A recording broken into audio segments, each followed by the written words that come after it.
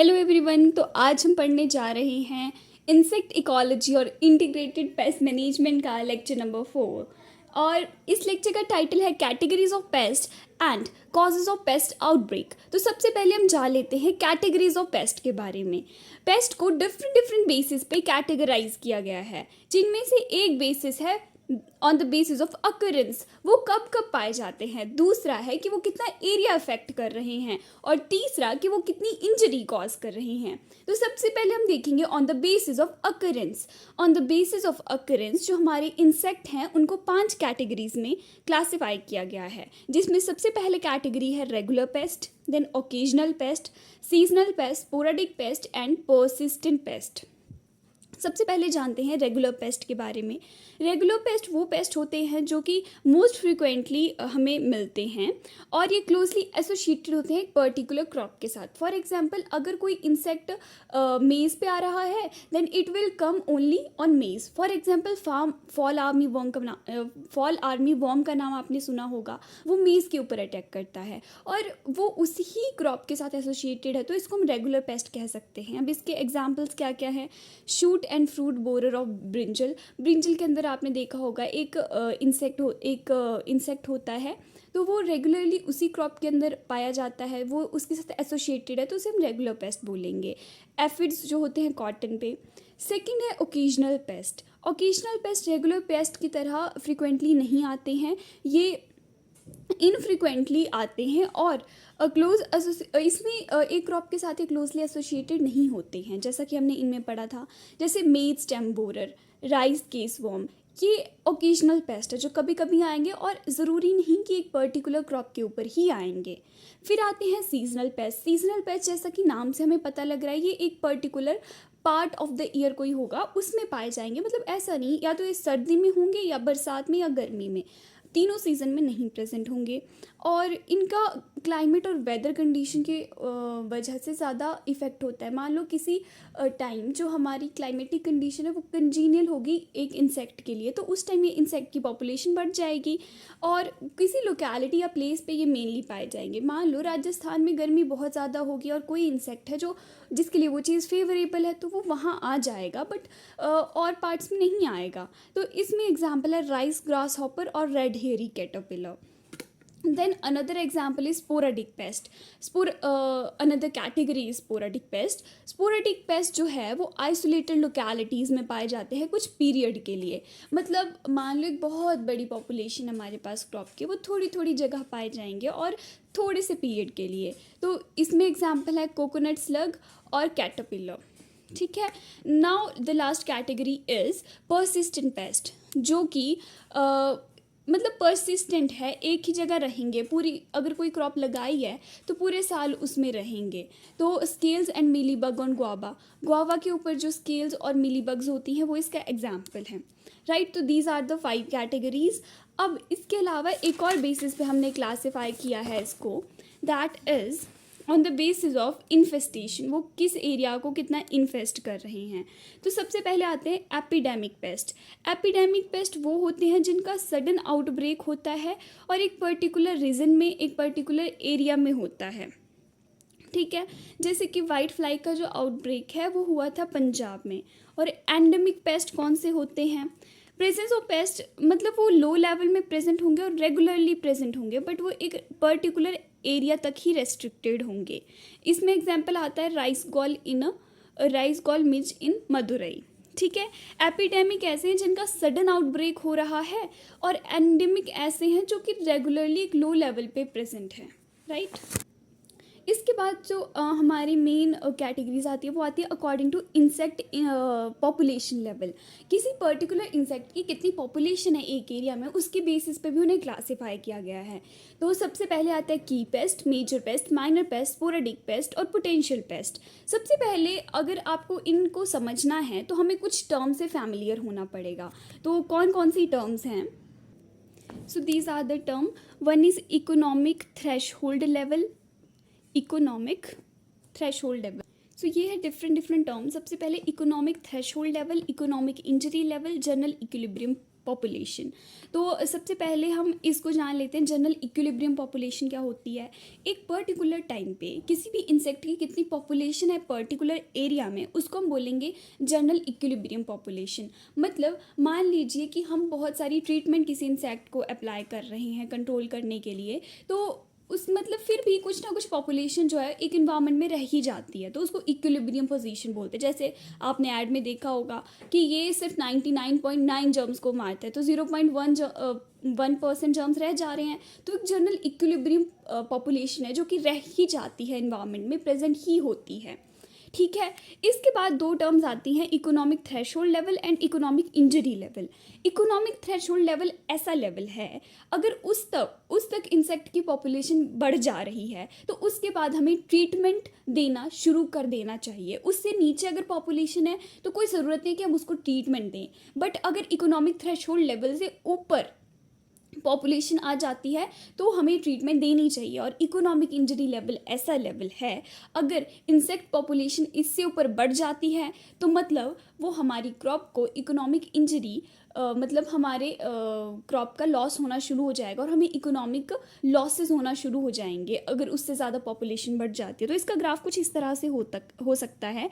Economic threshold level हमेशा नीचे होते हैं, यहाँ तक मान लो इंसेक्ट की पॉपुलेशन है, इससे ऊपर अगर बढ़ेगी तो हमें उसको ट्रीटमेंट्स देनी पड़ेंगी। अगर नहीं हमने दी, इकोनॉमिक इंजरी लेवल उसने अचीव कर लिया, तो हमारे क्रॉप मतलब डैमेज होना शुरू हो जाएगी और हमें इकोनॉमिक लॉसेस होना शुरू हो जाएंगे। तो ETL हमेशा नीचे लाया करेगा, EIL हमेशा ऊपर लाया करेगा। इस चीज़ को हमेशा ध्यान में रखिएगा। अब हम कैटेगरीज ऑफ पेस्ट देखते हैं, इसके बेसिस पे किस तरह से क्लासीफाई किया गया है। अब इसमें सबसे पहले तरह के इंसेक्ट जो हमारे पास आते हैं, दे आर की इंसेक्ट। की इंसेक्ट सबसे ज़्यादा सीवियर और डैमेजिंग पेस्ट होते हैं।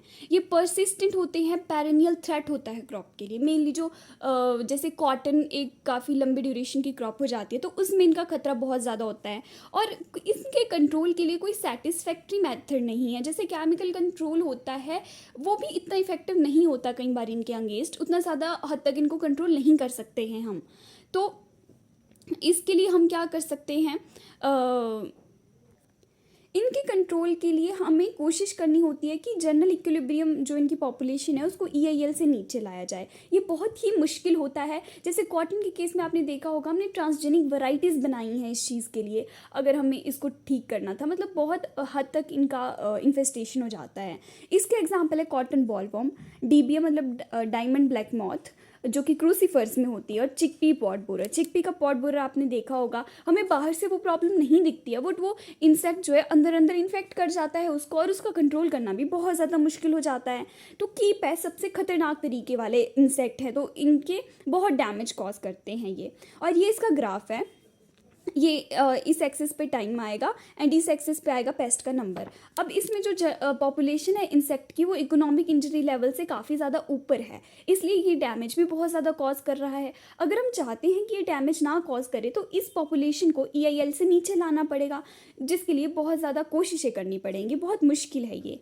अब सेकेंड टाइप के इंसेक्ट हम देखते हैं। अब ये जो सेकेंड टाइप का इंसेक्ट मेरे पास है वो है मेजर पेस्ट।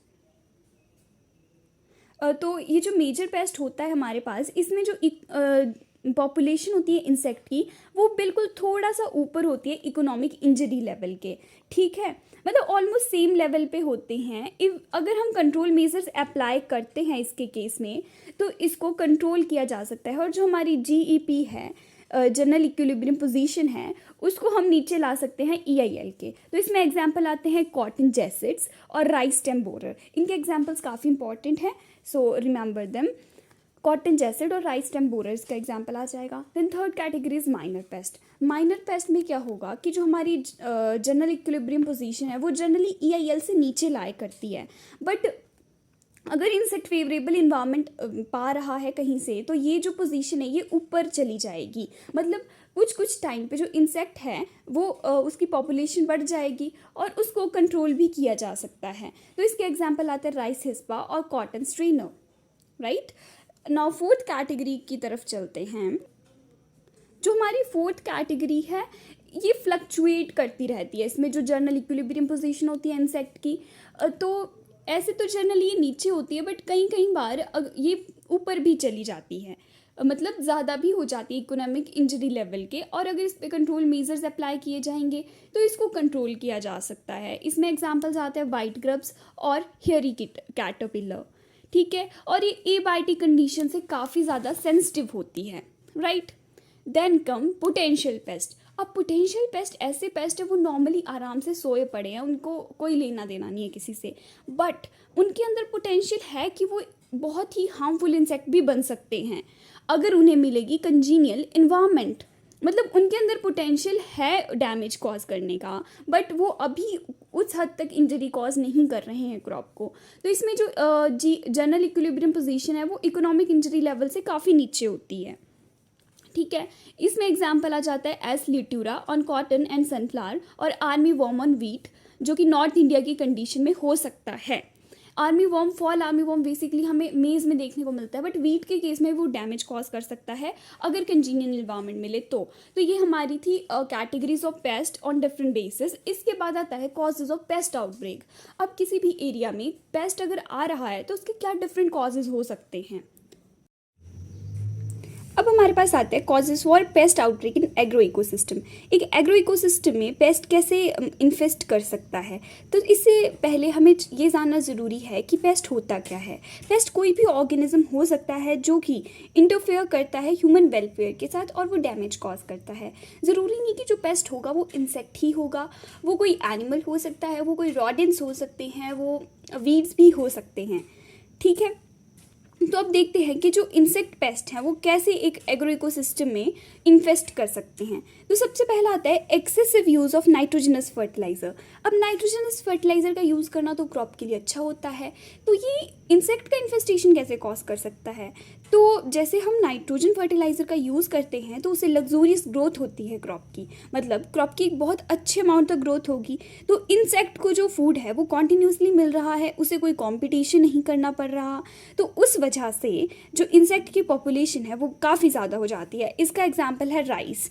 राइस में हायर इंसिडेंस हो जाता है येलो स्टेम बोरर का अगर हम एक्सेसिव यूज़ करते हैं नाइट्रोजनस फर्टिलाइजर्स का। दूसरा मेन रीज़न हमारे पास है indiscriminate use of pesticide. Pesticide use करना इम्पॉर्टेंट है पेस्ट के कंट्रोल के लिए, बट उसको डिस्क्रिमिनेटली मतलब सोच समझ के यूज़ करना ज़रूरी है। इनडिस्क्रिमिनेट मतलब बिना सोचे समझे कोई भी हम पेस्टिसाइड यूज़ कर रहे हैं तो उससे क्या होगा, जो पेस्ट की पॉपुलेशन है वो कम होने के बजाय और ज़्यादा इंक्रीज़ हो जाएगी। तो वो कैसे कैसे होगी, सबसे पहला तो ये होगा कि मान लो आप कोई भी पेस्टिसाइड यूज़ कर ले रहे हो, कोई ब्रॉड स्पेक्ट्रम हमारे पास पेस्टिसाइड है, तो वो हम मतलब पेस्ट के साथ साथ और जो आसपास के इंसेक्ट हैं उनको भी किल कर दे रहा है, जिससे क्या होगा उनके जो नेचुरल एनिमीज़ हैं इन्वायरमेंट में प्रेजेंट, जो उनको खुद से ख़त्म करने की क्षमता रखते हैं, वो भी मर जाएंगे। तो उसकी वजह से जब नेक्स्ट टाइम पेस्ट आएगा तो उसकी पॉपुलेशन बहुत ज़्यादा बढ़ जाएगी और उसे कंट्रोल करना मुश्किल हो जाएगा। तो इसमें एग्जाम्पल है जैसे डेल्टामेट्रिन और फोरेट, ये दो जो है पेस्टिसाइड है, अगर हम इसमें इनको यूज़ करते हैं राइस में तो नेचुरल एनिमीज़ को डिस्ट्रॉय कर देते हैं बीपीएच इंसेक्ट के, जैसे कि मिरिड बग्स और स्पाइडर्स जो कि उनके नेचुरल एनिमीज़ हैं। तो इससे क्या होगा, इनकी पॉपुलेशन ज़्यादा हो जाएगी बीपीएच की जब वो नेक्स्ट टाइम आएगा। अब दूसरा इसका रीज़न है पेस्ट रिसर्जेंस। पेस्ट रिसर्जेंस का मतलब है कि हम पेस्टिसाइड यूज़ करे जा रहे हैं एक एरिया में कॉन्टीन्यूसली, तो एक टाइम ऐसा आएगा कि पेस्ट के अंदर उस पर्टिकुलर पेस्टिसाइड के प्रति रेजिस्टेंस आ जाएगी और वो उससे नहीं मरेगा, और जिसकी वजह से उसकी जो पॉपुलेशन है वो एब्रप्टली राइज कर जाएगी। इसमें एग्जांपल है pyrethroids result in resurgence of BPH and GLH in rice, right. इसके बाद आता है सेकेंडरी इन्फेस्टेशन। सेकेंडरी इन्फेस्टेशन ऐसा होता है कि इसमें जो माइनर पेस्ट होते हैं वो भी मेजर पेस्ट बन जाते हैं। तो इसका एग्जांपल है कार्बेराइल ऑन कॉटन अगेंस्ट बॉलवॉर्म। अगर हमने मतलब कॉटन पे बॉलवॉर्म के लिए कार्बेराइल का यूज़ किया तो उससे माइट की इन्फेस्टेशन हो जाती है। मतलब जो बॉलवॉर्म था वो तो चला गया, बट हमें दिक्कत आ गई माइट की, क्योंकि माइट को ऐसे नॉर्मली कोई और जो बॉलवॉर्म था वो खा लिया करता था, बट अब बॉलवॉर्म ही नहीं बचा है तो माइट इतनी हद तक बढ़ गया कि अब उसको कंट्रोल करना पड़ रहा है। This is known as secondary infestation, कि कोई और इंसेक्ट उसकी जगह इन्वेड कर जा रहा है। इसके बाद आता है use of high yielding varieties and introduction of new varieties. अब आप सोचेंगे कि हाई यील्डिंग वैराइटीज़ तो अच्छी यील्ड लाने का काम करती हैं, उनसे इंसेक्ट कैसे आ सकते हैं। जब भी हम हाई यील्डिंग वैरायटी बनाते हैं तो हमारा मेन मोटिव जो होता है वो होता है कि हाई यील्ड लेना, हाई यील्ड लेना और ऐसी वैरायटी बनाना जो कि इंसानों के लिए बहुत अच्छी हो। अगर कोई वैरायटी है जिसके ऊपर हेयर्स हैं, कोई है जो बहुत ज़्यादा बिटर है, तो हम उस करेक्टर को चेंज करके उसके अंदर अच्छे करेक्टर ले आएंगे। बट वो करेक्टर जो थे वो कहीं ना कहीं इंसेक्ट के प्रति रेजिस्टेंस का भी काम कर रहे थे। बट अब क्या हुआ, हमने उन करेक्टर्स को ही रिमूव कर दिया, तो इंसेक्ट के प्रति जो रेजिस्टेंस थी वो भी रिमूव होगी, तो इंसेक्ट उनके ऊपर इजीली वो कर पाएंगे, अटैक कर पाएंगे। और जो भी ये हाई यील्डिंग वैरायटी होती है इंसेक्ट के प्रति बहुत कम रेजिस्टेंट होती हैं, तो इनके ऊपर ज़्यादा चांसेस होते हैं कि इंसेक्ट जो है वो अटैक करेगा। और मान लो हमने कोई नई वैरायटी लाई किसी और एरिया से अपने एरिया में, तो भी ये दिक्कत आ जाएगी कि वहाँ पे उसके नेचुरल एनिमीज़ नहीं प्रेजेंट होंगे, तो भी कहीं ना कहीं इंसेक्ट ज़्यादा अटैक करेंगे। अब इसमें एग्जाम्पल हैं कि गॉल मिज जो है रेजिस्टेंट पैडी वैराइटीज़ थी इस इंसेक्ट के प्रति, गॉल मिज के प्रति, सुरेखा और ककातिया। तो इसकी वजह से क्या हुआ, in Telangana made other pest like BPH temporary a serious pest. मतलब इस पेस्ट के प्रति तो ये रेजिस्टेंस शो कर रहा था, बट ये जो दिक्कत, ये जो इंसेक्ट थे इन्होंने इसके ऊपर इन्फेस्ट कर दिया। और हाई यील्डिंग वैराइटीज़ का भी I have given you example.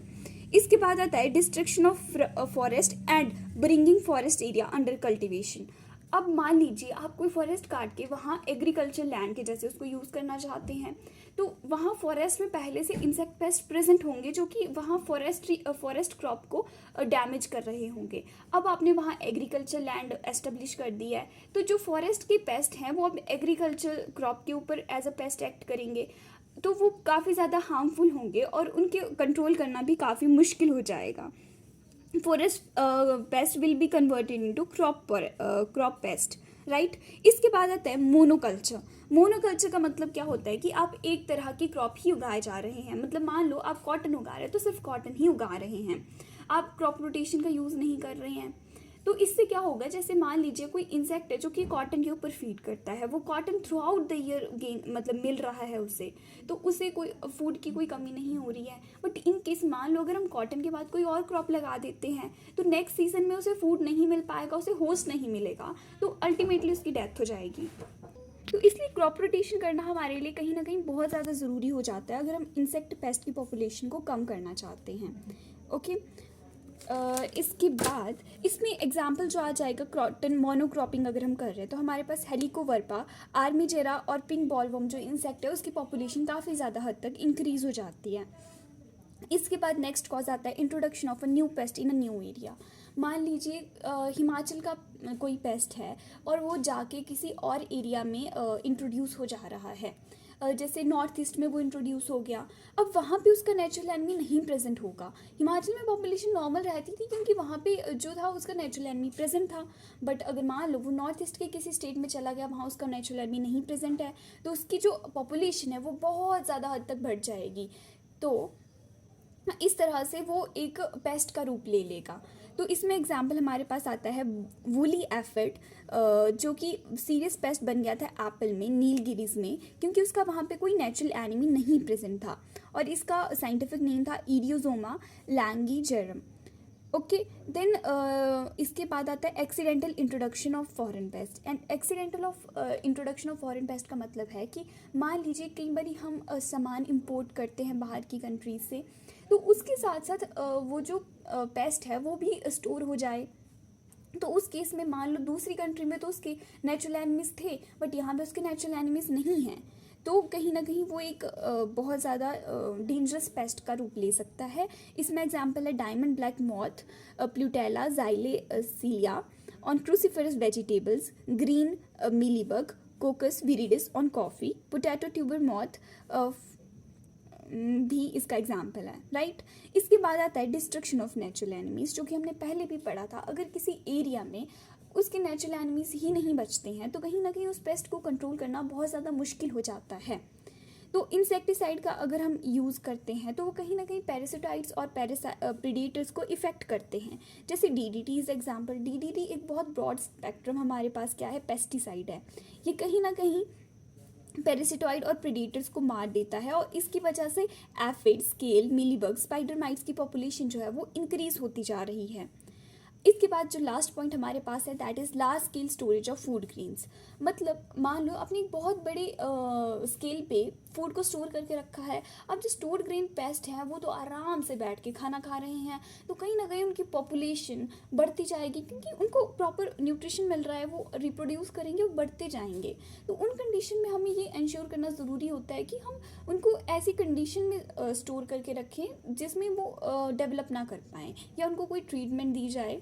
तो इस तरह का हमें ध्यान रखना पड़ता है। These are all the reason जिनकी वजह से पेस्ट का आउटब्रेक किसी एक रीज़न में हो जाता है। और इसके अलावा हमने आज कैटेगरीज ऑफ पेस्ट भी कवर करी। अगर आपको वीडियो अच्छी लगी हो तो लाइक एंड कमेंट ज़रूर करिएगा और सब्सक्राइब कीजिएगा इस चैनल को। Okay, bye bye, take care.